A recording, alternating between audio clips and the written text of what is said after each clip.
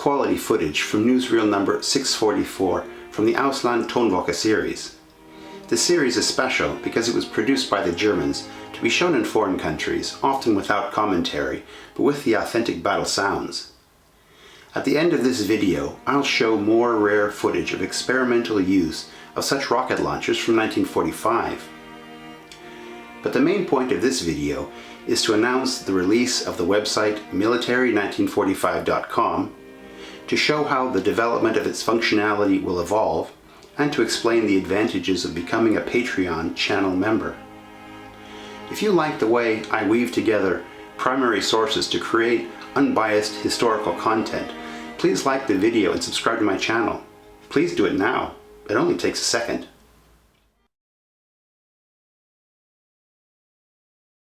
To start with, go to military1945.com and create a free account. Logged in, you access this page, which shows high-definition photographs of the original OKW situational maps for the German invasion of the Soviet Union, Operation Barbarossa.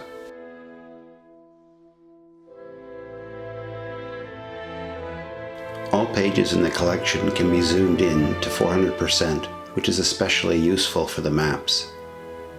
This is the table of contents listing all of the maps in the original collection.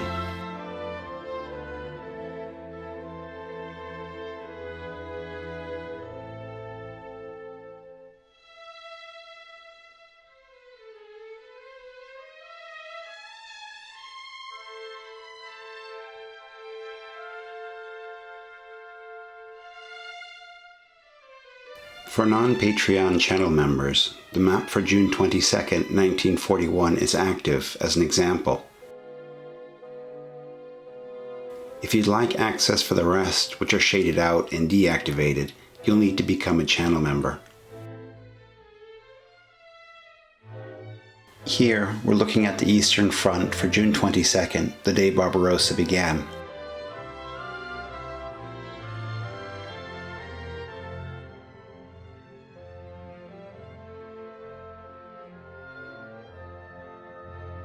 Okay, let's increase the zoom to 300% so that we can get a better regional view of the formations.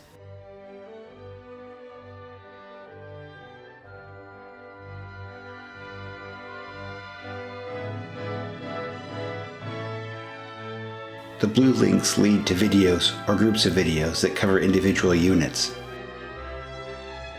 The yellow links open order of battle graphs. We're focusing now on Army Group Center, specifically Panzer Group 3, that was being led by General Hermann Hoth. In order to show how the development of this platform will evolve, many of the videos that have been produced so far focus on Panzer Group 3.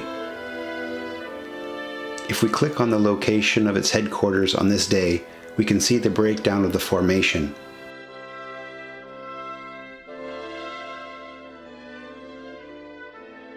It shows the unit's designation, the names of the leaders,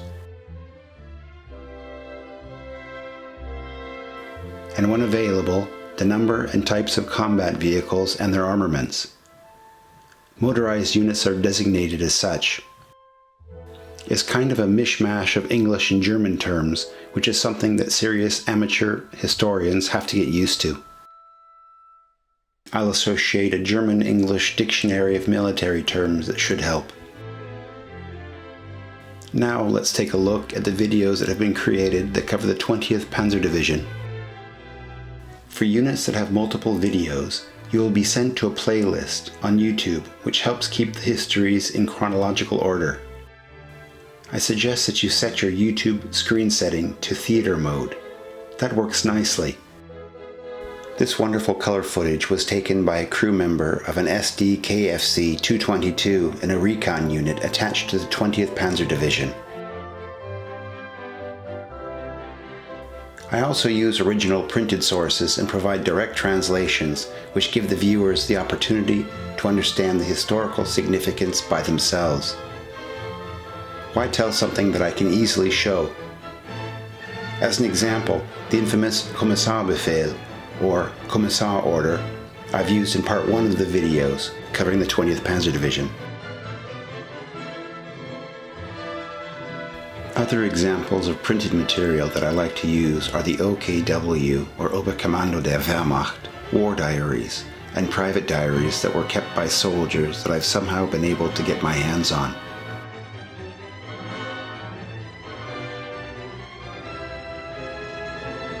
That goes for private film footage and photo albums also. There's nothing more interesting than being able to release primary source materials that have never before been seen. When doing a video about a unit, a majority, if not all, of the source material used will be specifically about that formation. I can't stand watching the same repetitive stock footage as overly generalized histories, for example, about Stalingrad or Kursk, are told. Serious amateur historians get bored quickly. Back on the map, the links that you have already clicked are marked. You can imagine the amount of time and resources it will take to create the content that will go into all these situational maps. It's also quite expensive buying the original primary source materials and getting access to such high quality film footage. As promised, we'll now take a look at some rare film material from the newsreel series Barbarossa, number 99, which was released in January of 1945. While it runs, I'll make my final pitch for support.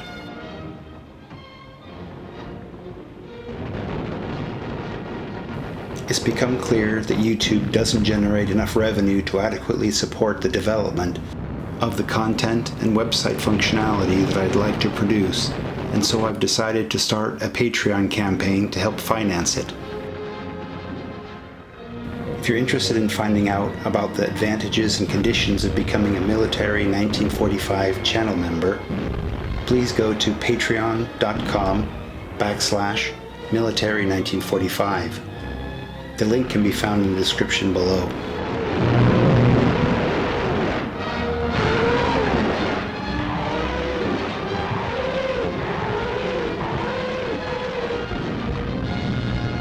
Thanks for watching.